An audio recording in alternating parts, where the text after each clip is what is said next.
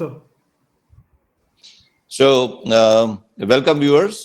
We are back on our online meeting on effortless health. It is a very ambitious and dream project that I had in mind. And दोस्तों, हम थोड़ी सी बात पहले ये बताएं कि हमको अभी तक का क्या फीडबैक मिला है, और हमारे बहुत से फ्रेंड्स हैं, डॉक्टर्स और नॉन मेडिकल, और हमारे रिश्तेदार वो भी डॉक्टर्स और नॉन मेडिकल, उन्होंने हमारे पर्सनल व्हाट्सएप पे बहुत सारे मैसेजेस भेजे हैं और उन्होंने तारीफ करी है। इन जनरल उन्होंने तारीफ करी है और उन्होंने ऐसी बात बोली है कि हम बहुत अच्छा काम कर रहे हैं और हम ये हेल्दी लाइफ की बातें लोगों को समझा रहे हैं जिससे कि उनकी हेल्थ अच्छी हो, और they are all generally very happy.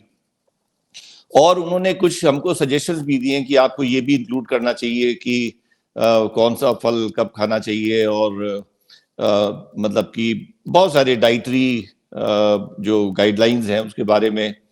तो बेसिकली हमको सारी बातें पढ़ने के बाद ऐसा लगा कि शायद ये प्रोग्राम एक गलत डायरेक्शन में जा रहा है। Initially people are considering it as something else where I intend to be something different.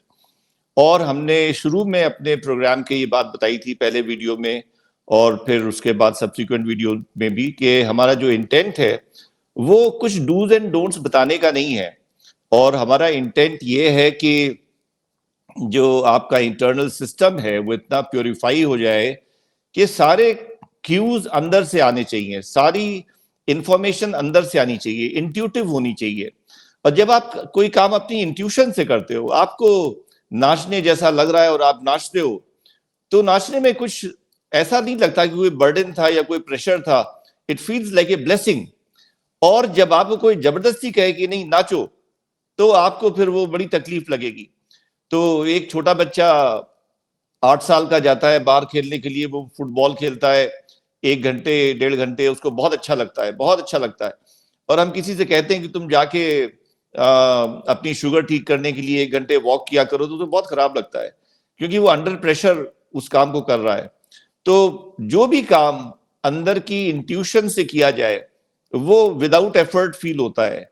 जो काम करने का मन था वो कर लिया तो ऐसा लगता है कि लाइफ कंप्लीट हो गई, और it feels like a blessing. उसमें एफर्ट जैसा कुछ नहीं मालूम पड़ता। और जो काम किसी प्रेशर से किया जाए, और चाहे वो प्रेशर अच्छी सेहत पाने का ही हो, वो हमेशा बर्डन बनेगा। एक आदमी वो पर्टिकुलर कुछ खा रहा है, उसने अपने खाने को बदल दिया और उसने गेहूं की जगह मिलेट्स खाना शुरू कर दिया, और उसको पसंद नहीं आ रहा है अंदर से, वो मतलब खुश नहीं है अंदर से। और वो इसलिए कर रहा है क्योंकि उसके ऊपर प्रेशर है। वो चाहता है कि उसको वो बीमारी ना हो जाए जो उसके फादर को हुई थी। और जबकि ये बात बिल्कुल क्लियर है कि कोई भी बच्चा अपने माँ बाप की फोटोकॉपी नहीं होता, और ऐसा कुछ नहीं है कि जो आपके फादर की लाइफ में हुआ हू बहू वही उसी टाइम लाइन पर आपकी लाइफ में हो, ऐसा कुछ भी नहीं है। लेकिन वो अंडर प्रेशर है, वो अपने डाइट को चेंज कर रहा है, और बहुत चीजों को वो चेंज कर रहा है कि जिससे उसको कुछ मिल जाए। So he is doing all that under some huge pressure, and that will cause him more damage rather than good.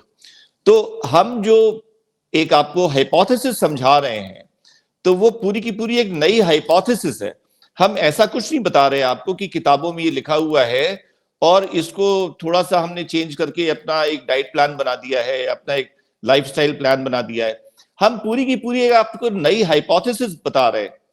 हम ये बता रहे हैं कि आपके जीवन में 2 पॉइंट्स हैं, एक है पॉइंट ए और एक है पॉइंट बी, और आपका सारा फोकस, सारा अटेंशन पॉइंट ए पर है, क्योंकि आपको लग रहा है कि दुनिया में चारों तरफ जितने लोग बैठे हुए हैं वो सब पॉइंट ए पर फोकस्ड हैं, तो आपको भी पॉइंट ए पर फोकस करना चाहिए।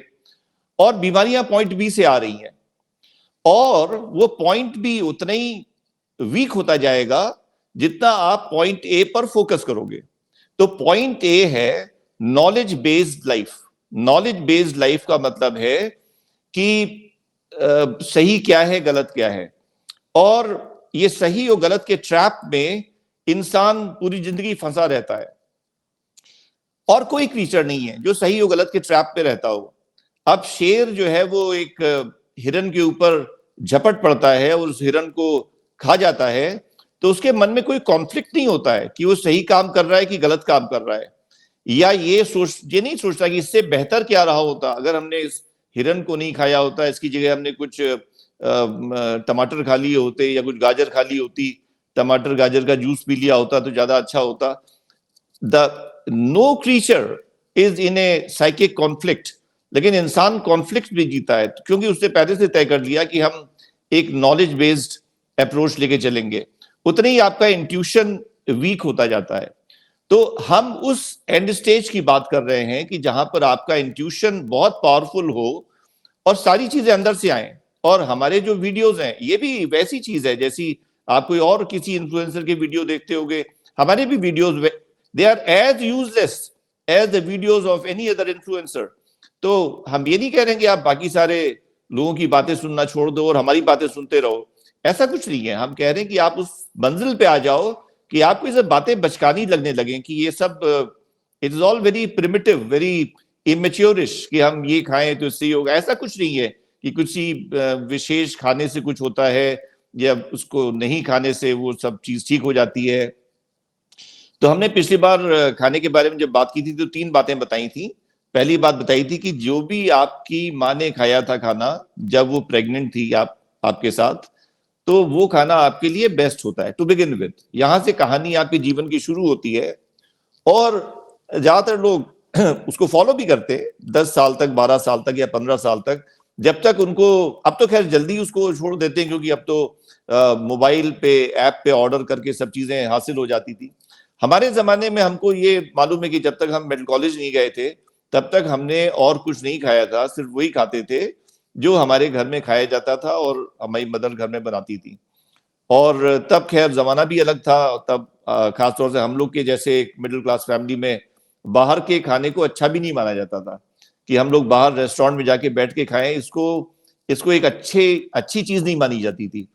तो वो भी बात थी, वैल्यूज अलग थी उस जमाने की और आज की वैल्यूज अलग हैं। तो आज तो एक छोटा बच्चा भी सीख जाता है ऐप पे कैसे खाने को ऑर्डर करना है और वो अपनी जो फैमिली का उसका ट्रेडिशनल फूड था उसको वो भूल जाता है, छोड़ देता है।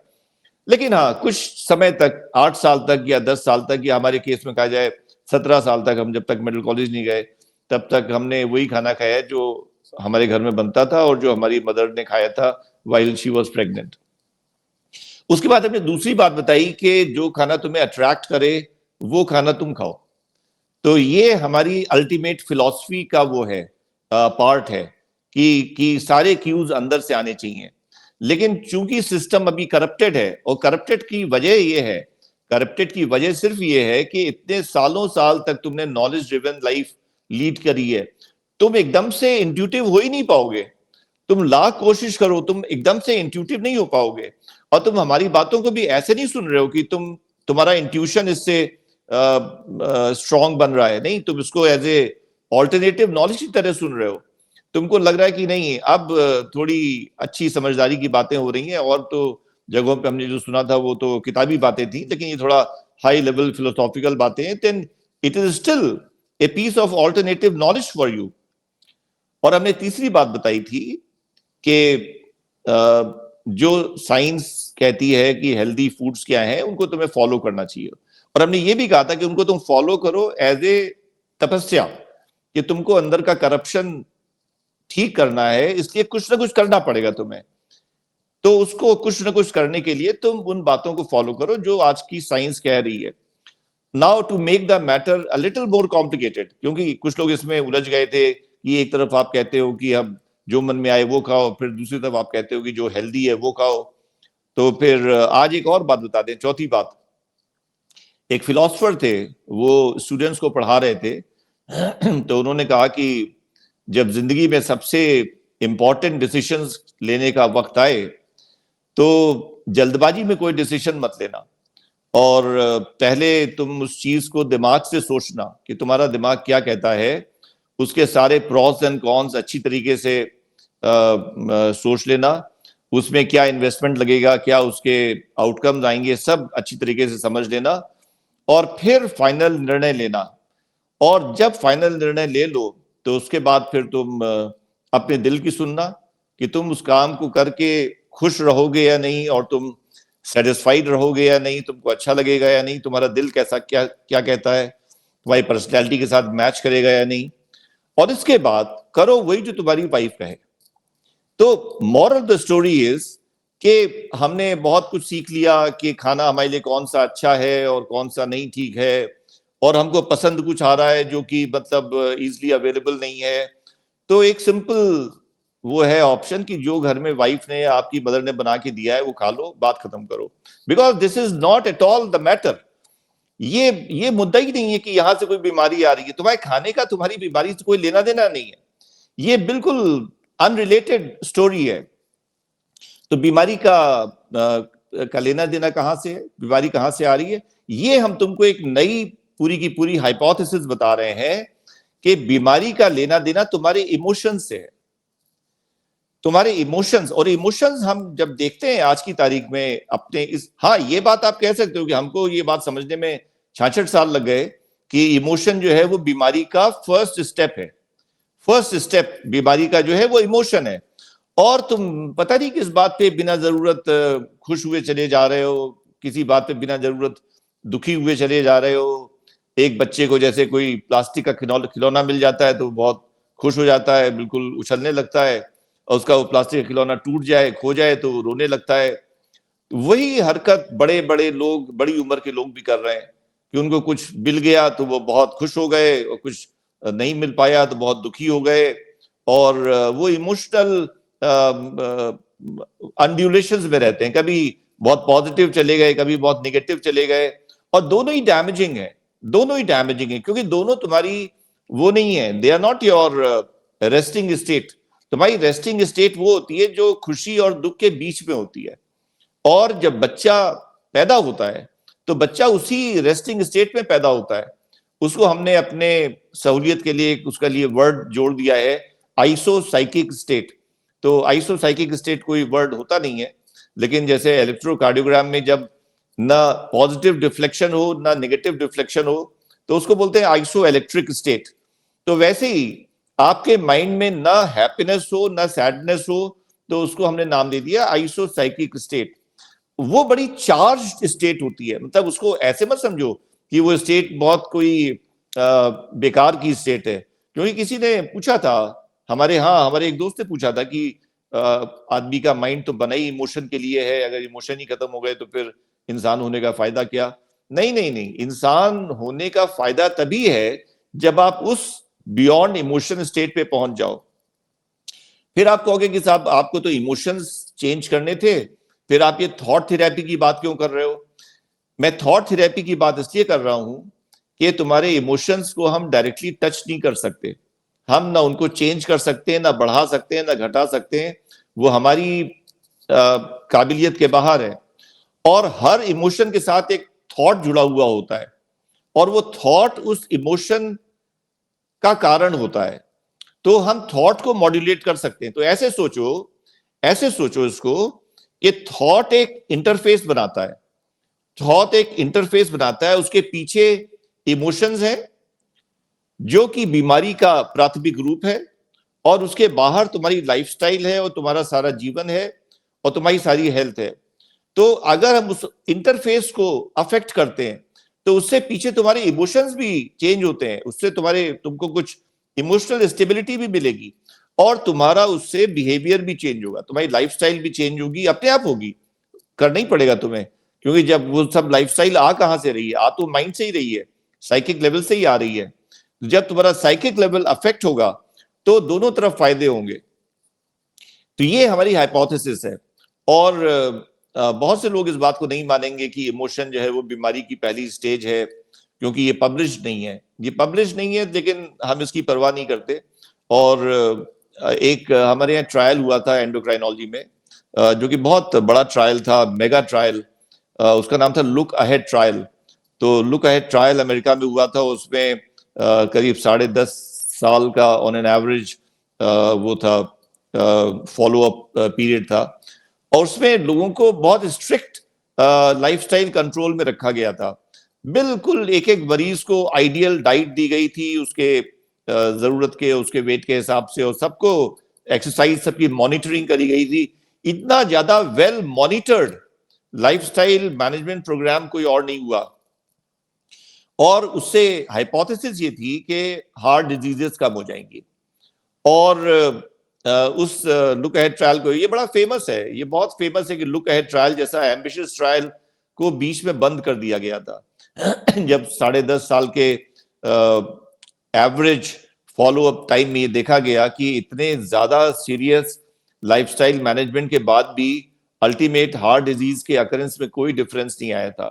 So it was totally useless. हाँ, उससे इंटरमीडिएट जो वो है मार्कर्स वो सब चेंज हो गए थे, बॉडी वेट चेंज हो गया था, और शुगर चेंज हो गई थी, इंप्रूव हो गई थी, ब्लड प्रेशर इंप्रूव हो गया था, कोलेस्ट्रॉल लेवल्स इंप्रूव हो गए थे, सब कुछ इंप्रूव हो गया था। लेकिन मौत फिर भी तभी हुई जब वो होनी थी। तो look ahead trial was an eye opener कि इसका मतलब ये है कि जो जो चीजें हम कर सकते हैं उस सब को करने के बाद भी कोई गारंटी नहीं है। तो गारंटी क्यों नहीं है? वो हिडन फैक्टर्स कौन से हैं इसके बारे में कोई बात नहीं है, क्योंकि वो कोई पब्लिश पेपर्स नहीं है उसके बारे में। लेकिन हम जो बता रहे हैं और हमने जो चीज को देखा और समझा कि वो इमोशंस हैं, वो मेंटल स्ट्रेस है। और मैं आपको बताऊं कि ज्यादातर लोग स्ट्रेस में रहते हैं, और स्ट्रेस की हमारी क्या परिभाषा है ये हम आगे कभी बताएंगे आपको। तो वो स्ट्रेस जो है वो बीमारी है, और स्ट्रेस का मतलब दोनों चीजें हैं। Happiness is also stress and sadness is also stress. तो बहुत से लोग स्ट्रेस का मतलब लगाते हैं सैडनेस से या नेगेटिविटी से। नहीं, if you are happy then happiness is just the inverted form of your sadness. इसका मतलब क्या हुआ? आपकी हैप्पीनेस का मतलब सिर्फ ये है कि that you have allowed the outside world to affect your mind. आपने कहा कि भाई हमारा माइंड हाजिर है, आप आओ जरा 2 मीठे बात वचन बोलो आके, तो हम अभी खुश हुए जाते हैं, हम फूल के कुप्पा हो जाएंगे जरा सी हमारी तारीफ कर दोगे। तो वही माइंड, क्योंकि बाहर की सिचुएशन तो लगातार बदल रही है, ये सिचुएशन जो आज है ये कल नहीं होगी। तो वही माइंड जिसने अपने आप को अवेलेबल कर दिया कि हम अवेलेबल हैं और आओ और हमको अफेक्ट करो आके, तो कल इन्हें डिफरेंट सिचुएशन वो नेगेटिविटी में जाएगा, वो दुख में जाएगा। तुम्हारी खुशी जो है वो तुम्हारे आने वाले दुख की पूर्व सूचना है, हम ये बता रहे हैं आपको। और ये जो इमोशनल टर्मोइल चलता रहता है, और दोनों को मैं स्ट्रेस मानता हूं, हैप्पीनेस को भी और सैडनेस को भी, और दोनों को मैं इमेच्योरिटी मानता हूं। तो हम लोग क्या ये काम कर सकते हैं कि माइंड को उस लेवल पे ले आए जहां पर के हैप्पीनेस और सैडनेस नहीं होती है, और हम सिर्फ इसलिए कोई काम करते हैं क्योंकि हमको लगता है this is the right thing to do, और उसको हम फिर अपने पूरे इन्वॉल्वमेंट के साथ और पूरे पैशन के साथ करते हैं।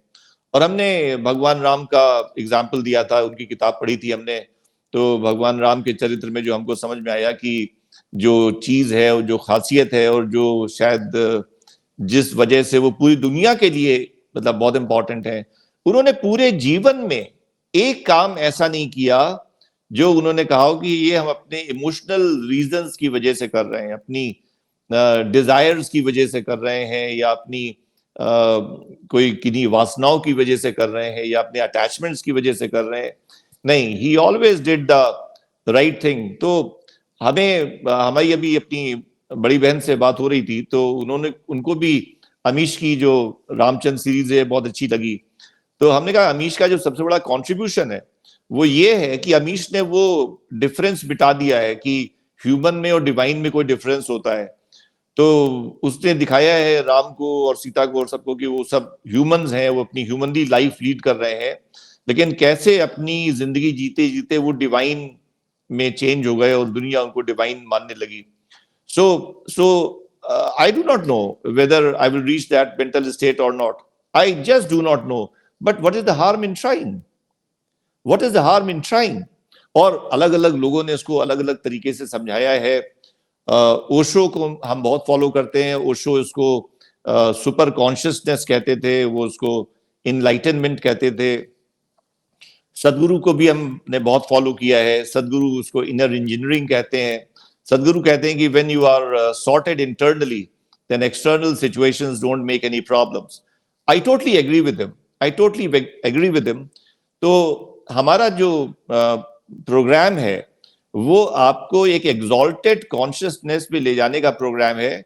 डोंट गेट स्टक एट कि फ्रूट्स कौन से खाने चाहिए और चावल खाए की रोटी खाए. I mean these are too rudimentary ideas to dwell on. तो ये आपको एग्जॉल्टेड कॉन्शियसनेस में ले जाने का प्रोग्राम है. और हमारा जो कंट्रीब्यूशन है इसमें वो ये है कि वो एग्जॉल्टेड कॉन्शियसनेस पाई जा सकती है even while living an average simple life. ना आपको उसके लिए कहीं बाहर जाने की जरूरत है, ना आपको उसके लिए कोई कोर्सेस करने की जरूरत है.